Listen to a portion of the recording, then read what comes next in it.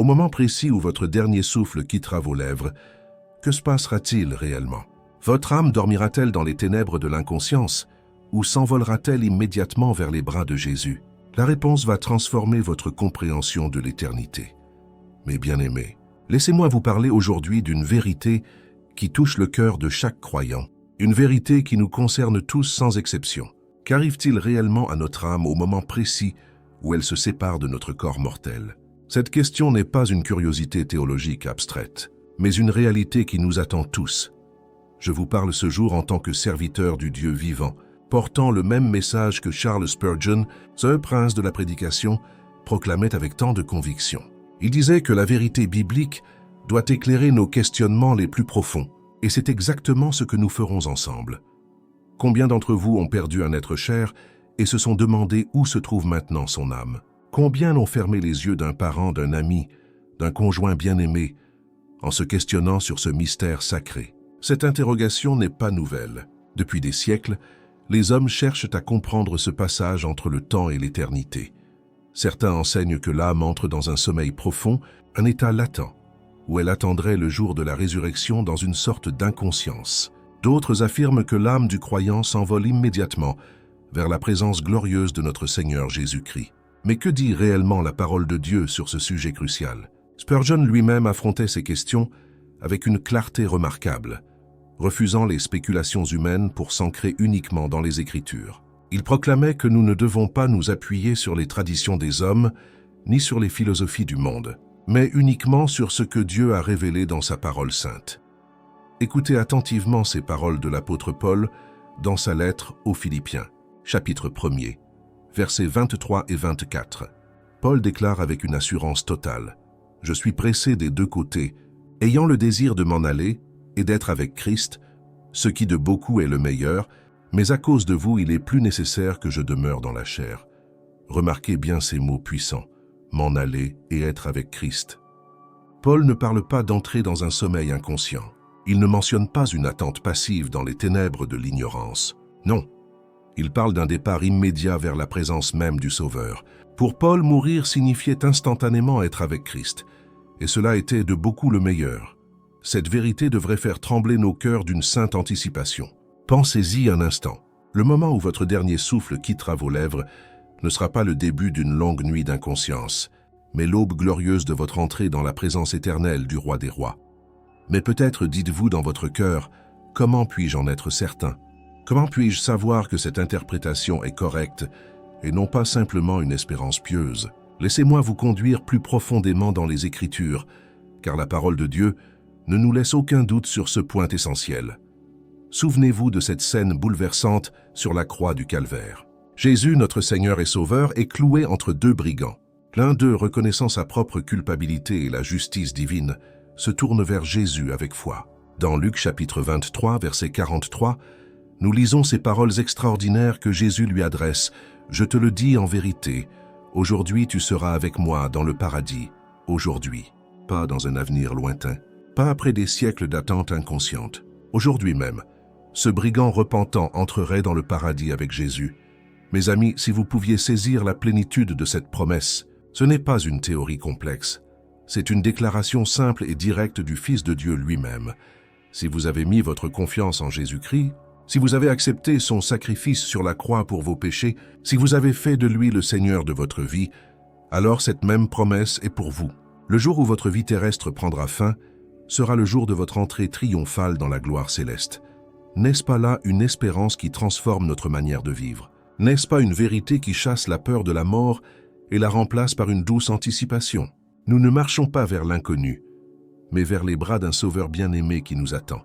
Si cette vérité vous touche aujourd'hui, si votre cœur désire faire partie de ceux qui iront immédiatement auprès de Jésus, je vous invite à vous abonner à cette chaîne. Marchons ensemble dans cette découverte des vérités éternelles qui donnent sens et espérance à notre existence. Comprenez bien que cette réalité n'est pas réservée à une élite spirituelle. Elle est accessible à quiconque place sa foi en Jésus-Christ. Le brigand sur la croix n'avait pas eu le temps de faire de grandes œuvres, de fréquenter une église pendant des années, ou de prouver sa piété par de longues disciplines religieuses. Il a simplement reconnu Jésus comme Seigneur et cela a suffi. Alors où va votre âme?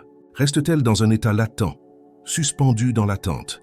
Non, mes bien-aimés, si vous appartenez à Christ, votre âme s'envolera immédiatement vers sa présence glorieuse. C'est la promesse claire et non ambiguë de notre Seigneur. Maintenant, permettez-moi d'aller plus loin dans cette vérité magnifique, car certains d'entre vous peuvent encore avoir des questions légitimes dans leur cœur. Vous avez peut-être entendu des enseignements différents, des doctrines qui parlent d'un sommeil de l'âme, et vous vous demandez comment réconcilier ces idées avec ce que nous venons de découvrir dans les Écritures.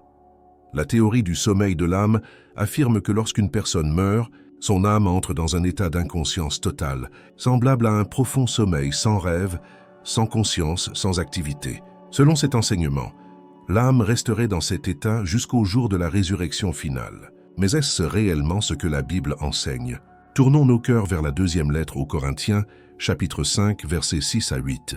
L'apôtre Paul nous y révèle une vérité extraordinaire qui dissipe tout doute. Il écrit « Nous sommes donc toujours pleins de confiance, et nous savons qu'en demeurant dans ce corps, nous demeurons loin du Seigneur, car nous marchons par la foi et non par la vue. » Écoutez attentivement la suite, car elle est cruciale. Nous sommes pleins de confiance, et nous aimons mieux quitter ce corps et demeurer auprès du Seigneur. Voyez-vous cette clarté? Paul établit deux états distincts et conscients. Demeurer dans le corps signifie être loin du Seigneur. Quitter le corps signifie demeurer auprès du Seigneur. Il n'y a aucune mention d'un état intermédiaire d'inconscience. Paul ne dit pas « Nous aimons mieux quitter ce corps et dormir jusqu'à la résurrection ». Non, il parle de demeurer auprès du Seigneur, une expression qui implique une présence consciente, une communion réelle, une existence pleinement éveillée dans la présence divine. Pensez à la nature même de cette déclaration. Si l'âme entrait dans un état inconscient après la mort, pourquoi Paul dirait-il que partir pour être avec Christ est de beaucoup le meilleur?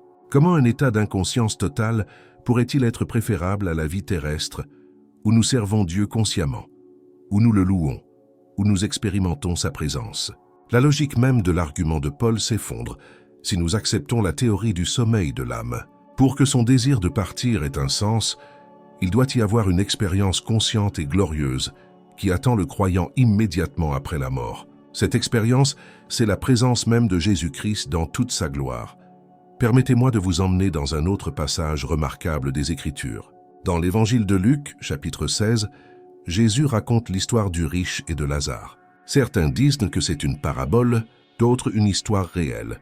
Mais dans les deux cas, Jésus utilise ce récit pour nous enseigner une vérité spirituelle profonde. Le pauvre Lazare meurt et est immédiatement porté par les anges dans le sein d'Abraham. Le riche meurt également et se retrouve dans un lieu de tourment. Remarquez bien que les deux hommes sont pleinement conscients après leur mort. Le riche peut voir, parler, se souvenir de sa vie passée, ressentir des tourments et même s'inquiéter pour ses frères encore vivants. Lazare, de son côté, est consolé dans le sein d'Abraham. Il n'est pas dans un état d'inconscience totale. La scène entière dépend de la conscience continue de ces deux âmes après la mort. Si Jésus voulait nous enseigner que les âmes dorment après la mort, il aurait certainement choisi une illustration différente, n'est-ce pas? Mais il ne l'a pas fait parce que la vérité est claire. L'âme continue d'exister de manière consciente après la séparation du corps. Pour le croyant, cette existence consciente se déroule dans la présence bénie du Seigneur. Pour celui qui a rejeté Christ, hélas, c'est une toute autre réalité. Considérez également le livre de l'Apocalypse, chapitre 6, versets 9 à 11. Jean voit dans sa vision les âmes de ceux qui avaient été immolés à cause de la parole de Dieu. Ces âmes sont sous l'autel. Et que font-elles? Elles crient d'une voix forte, demandant à Dieu de juger et de venger leur sang. Ces âmes ne dorment pas. Elles ne sont pas inconscientes. Elles parlent. Elles se souviennent de ce qui leur est arrivé sur terre. Elles ont des préoccupations. Elles interagissent avec Dieu. On leur donne même des robes blanches et on leur dit de se reposer encore un peu de temps. Comment pourrait-on dire à quelqu'un de se reposer s'il était déjà dans un état d'inconscience totale? La Bible nous présente constamment une image cohérente. L'âme du croyant, au moment de la mort, entre immédiatement dans une existence consciente et glorieuse en présence de Dieu. Ce n'est pas un sommeil, ce n'est pas une attente passive dans les ténèbres, c'est une entrée triomphale dans la réalité éternelle pour laquelle nous avons été créés. Mes bien-aimés, cette vérité devrait transformer notre compréhension de la mort elle-même. La mort n'est plus cet ennemi terrifiant qui nous plonge dans le néant. Pour le croyant, La mort devient simplement la porte d'entrée vers une vie infiniment plus riche, plus réelle, plus glorieuse que tout ce que nous pouvons expérimenter ici-bas. Imaginez un instant ce moment sacré où votre âme quittera votre corps. Les chaînes de la chair tomberont, les limitations de notre existence terrestre disparaîtront, et vous vous tiendrez face à face avec celui qui vous a aimé et s'est donné lui-même pour vous. Il n'y aura pas d'attente, pas de sommeil inconscient, mais une rencontre immédiate et glorieuse avec votre Sauveur. Cette compréhension de notre destinée éternelle nous amène naturellement à une question profonde que plusieurs d'entre vous portent certainement dans leur cœur. Si l'âme du croyant va immédiatement auprès de Jésus, pourquoi parlons-nous alors de la résurrection du corps? N'est-ce pas contradictoire? Cette interrogation mérite notre attention la plus sérieuse, car elle touche au cœur même de notre espérance chrétienne. La vérité biblique nous révèle que notre salut n'est pas seulement spirituel, mais aussi physique. Dieu ne nous a pas créés comme des esprits purs qui auraient été malencontreusement emprisonnés dans des corps matériels. Non, mes amis, Dieu nous a créés comme des êtres complets, corps et âme unis dans une harmonie divine. Le corps n'est pas une prison, c'est une partie intégrante de qui nous sommes. Lorsque le péché est entré dans le monde, il a corrompu non seulement nos âmes, mais aussi nos corps. La mort physique est devenue une réalité, séparant temporairement ce que Dieu avait uni. Mais cette séparation n'était jamais destinée à être permanente. Le plan de rédemption de Dieu englobe la totalité de notre être. Écoutons les paroles magnifiques de l'apôtre Paul dans sa première lettre aux Corinthiens, chapitre 15, versets 51 à 53. Il déclare « Voici, je vous dis un mystère, nous ne mourrons pas tous, mais tous nous serons changés en un instant, en un clin d'œil, à la dernière trompette. » Paul continue « La trompette sonnera, et les morts ressusciteront incorruptibles, et nous serons changés. Car il faut que ce corps corruptible revête l'incorruptibilité, et que ce corps mortel revête l'immortalité. » Quelle promesse extraordinaire!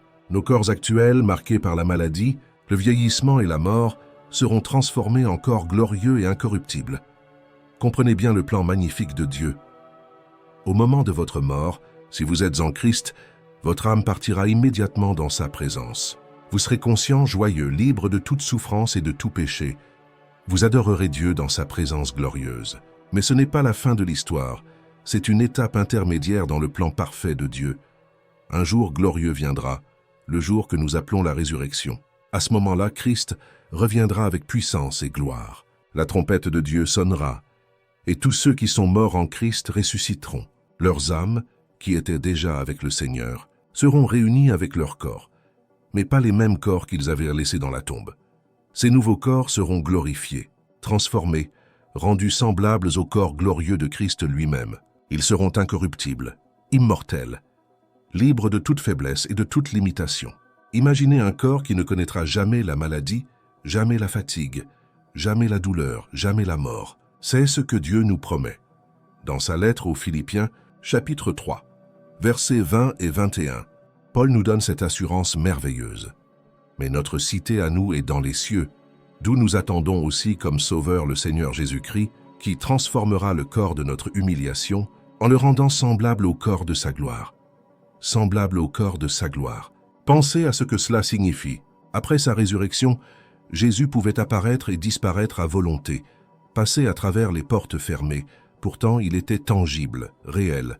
Il pouvait manger et être touché. Son corps glorifié était à la fois spirituel et physique, transcendant les limitations de notre existence actuelle, tout en restant authentiquement corporel. C'est ce genre de corps que nous recevrons.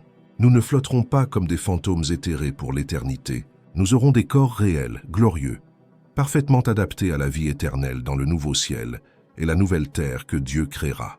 Nous pourrons nous voir, nous reconnaître, interagir les uns avec les autres dans une communion parfaite.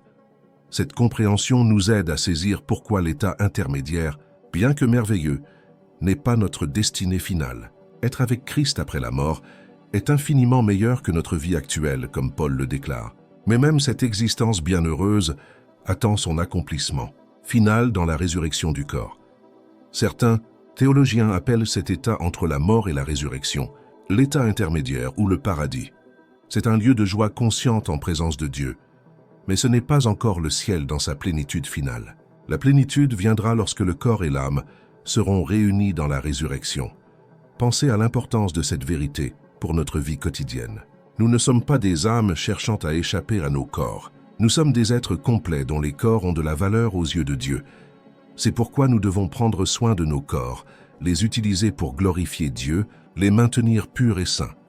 Dans sa première lettre aux Corinthiens, chapitre 6, verset 19, Paul nous rappelle « Ne savez-vous pas que votre corps est le temple du Saint-Esprit qui est en vous, que vous avez reçu de Dieu, et que vous ne vous appartenez point à vous-même.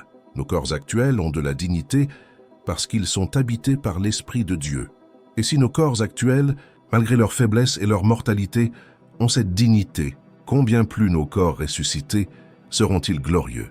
Ils seront parfaitement adaptés pour adorer Dieu éternellement, pour servir dans son royaume sans aucune limitation, pour expérimenter la plénitude de la vie, comme Dieu l'avait toujours destiné. Cette espérance n'est pas une spéculation philosophique ou un vœu pieux. Elle est ancrée dans la résurrection historique de Jésus-Christ. Sa résurrection est la garantie, les prémices de notre propre résurrection. Comme il est ressuscité, nous aussi nous ressusciterons.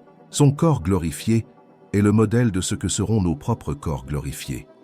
Maintenant, mes bien-aimés, je dois aborder avec vous une réalité qui touche profondément nos cœurs. Nous avons parlé de l'espérance glorieuse qui attend le croyant, mais qu'en est-il de ceux qui meurent sans avoir mis leur confiance en Jésus-Christ? Cette question n'est pas posée par curiosité morbide, mais par un amour sincère pour les âmes qui nous entourent et par le désir de comprendre pleinement la gravité de notre choix éternel. La vérité des Écritures est claire, et bien qu'elle soit difficile, nous ne pouvons pas l'édulcorer ou la contourner. L'âme de celui qui meurt sans Christ ne dort pas non plus. Elle entre immédiatement dans un état de séparation consciente d'avec Dieu, un état que la Bible décrit avec des termes qui devraient nous faire trembler nos cœurs et nous pousser à l'action.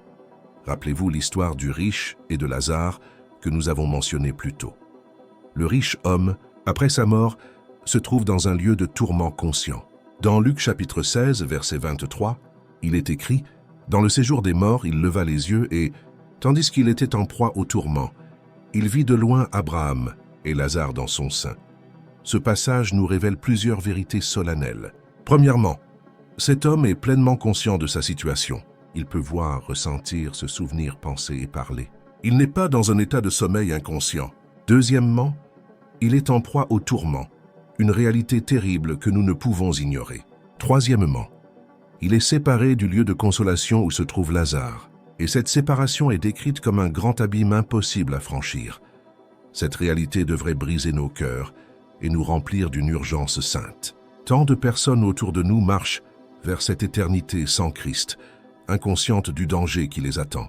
Elles vivent comme si cette vie était tout ce qui existe, comme si leurs choix n'avaient pas de conséquences éternelles. Mais comprenez bien, mes amis, que Dieu ne prend aucun plaisir dans la mort du méchant. Dans Ézéchiel chapitre 33, verset 11, le Seigneur déclare avec passion « Dis-leur, je suis vivant, dit le Seigneur l'Éternel. Ce que je désire, ce n'est pas que le méchant meure, c'est qu'il change de conduite et qu'il vive. Revenez, revenez de votre mauvaise voie. Et pourquoi mourriez-vous? Entendez-vous le cœur de Dieu dans ces paroles? Il supplie. Il implore les pécheurs de se détourner de leurs voies et de venir à lui. La damnation éternelle n'est pas quelque chose que Dieu impose arbitrairement. C'est le résultat tragique du choix humain de rejeter son amour, sa grâce et le sacrifice de son Fils. Jésus lui-même a pleuré sur Jérusalem, s'écriant dans Matthieu chapitre 23, versets 37 et 38, « Jérusalem, Jérusalem, qui tue les prophètes et qui lapide ceux qui te sont envoyés. Combien de fois ai-je voulu rassembler tes enfants, comme une poule rassemble ses poussins sous ses ailes, et vous ne l'avez pas voulu. » Voyez-vous cette image bouleversante? Dieu désire ardemment sauver, protéger, rassembler ses enfants. Mais il respecte également la liberté humaine de refuser son offre de salut. Et c'est là que réside la tragédie éternelle de ceux qui meurent sans Christ. Cette réalité solennelle doit transformer notre manière de vivre et d'interagir avec ceux qui nous entourent. Comment pouvons-nous rester silencieux face à une telle destinée? Comment pouvons-nous garder pour nous-mêmes la bonne nouvelle du salut en Christ alors que tant d'âmes marchent vers une éternité de séparation d'avec Dieu? Dans sa lettre aux Romains, chapitre 10, versets 13 et 14, Paul pose cette question pressante. « Car quiconque invoquera le nom du Seigneur sera sauvé. » Comment donc invoqueront-ils celui en qui ils n'ont pas cru? Et comment croiront-ils en celui dont ils n'ont pas entendu parler? Et comment en entendront-ils parler s'il n'y a personne qui prêche? Nous avons une responsabilité sacrée, mes bien-aimés. Nous connaissons la vérité sur ce qui attend l'âme après la mort. Nous savons que Christ offre le salut gratuit à tous ceux qui croient en lui. Nous savons que la séparation éternelle d'avec Dieu n'est pas nécessaire, qu'il y a un chemin d'espérance et de vie éternelle. Mais permettez-moi aussi de vous rappeler cette vérité fondamentale. Le temps est compté. Nous ne savons pas quand notre dernier souffle viendra, ni quand viendra celui de nos proches, de nos amis, de nos voisins. L'Épître aux Hébreux, chapitre 9, verset 27, nous dit clairement « Et comme il est réservé aux hommes de mourir une seule fois, après quoi vient le jugement, une seule fois. Il n'y a pas de seconde chance après la mort. Il n'y a pas de possibilité de changer d'avis, une fois que l'âme a quitté le corps. La décision que nous prenons dans cette vie détermine notre destinée éternelle. C'est pourquoi chaque jour est précieux. Chaque conversation est une opportunité. Chaque moment est un don de Dieu pour que nous puissions nous tourner vers lui. Si vous m'écoutez en ce moment et que vous n'avez jamais donné votre vie à Jésus-Christ, je vous supplie au nom du Seigneur, ne remettez pas cette décision à plus tard. Vous ne savez pas si vous aurez un lendemain. L'apôtre Paul, citant Ésaïe, déclare dans sa deuxième lettre aux Corinthiens, chapitre 6, verset 2, « Voici maintenant le temps favorable, voici maintenant le jour du salut. Maintenant, pas demain, pas la semaine prochaine, pas quand vous aurez mis de l'ordre dans votre vie. Maintenant est le moment de venir à Christ. Maintenant est le moment de vous repentir de vos péchés et de placer votre confiance en celui qui est mort et ressuscité pour vous sauver. Et pour vous qui connaissez déjà Christ, qui avez cette assurance bénie que votre âme ira immédiatement dans sa présence au moment de votre mort, quelle est votre responsabilité? Vous devez vivre avec l'urgence de l'Évangile. Vous devez partager cette espérance avec ceux qui sont encore dans les ténèbres. Pensez aux personnes dans votre vie qui ne connaissent pas Christ. Vos enfants, vos parents, vos amis, vos collègues, vos voisins, chacun d'eux est une âme éternelle qui ira soit dans la présence de Dieu, soit dans la séparation éternelle d'avec lui. Leur destinée éternelle dépend en partie de votre fidélité à partager l'Évangile avec eux. Cette vérité ne doit pas nous paralyser de peur, mais nous motiver à l'action. Nous servons un Dieu qui sauve, qui transforme, qui rachète. Nous avons la meilleure nouvelle que le monde ait jamais entendue. La mort n'est pas la fin pour ceux qui sont en Christ, mais le début d'une vie éternelle en sa présence glorieuse. Mes bien-aimés, je vous remercie du fond du cœur d'avoir marché avec moi dans cette exploration de la vérité éternelle. Nous avons découvert ensemble que l'âme du croyant ne reste pas en état latent, mais s'envole immédiatement vers la présence glorieuse de Jésus-Christ. Quelle espérance merveilleuse! Si ce message a touché votre cœur, je vous invite à vous abonner à cette chaîne pour continuer à découvrir les vérités profondes de la parole de Dieu. N'oubliez pas de laisser un commentaire pour partager comment ce message vous a béni et donner un pouce vers le haut pour que d'autres puissent également entendre cette vérité libératrice. Continuez à regarder les prochaines vidéos qui apparaîtront sur votre écran. Que Dieu vous bénisse richement et que sa paix demeure dans vos cœurs. À très bientôt.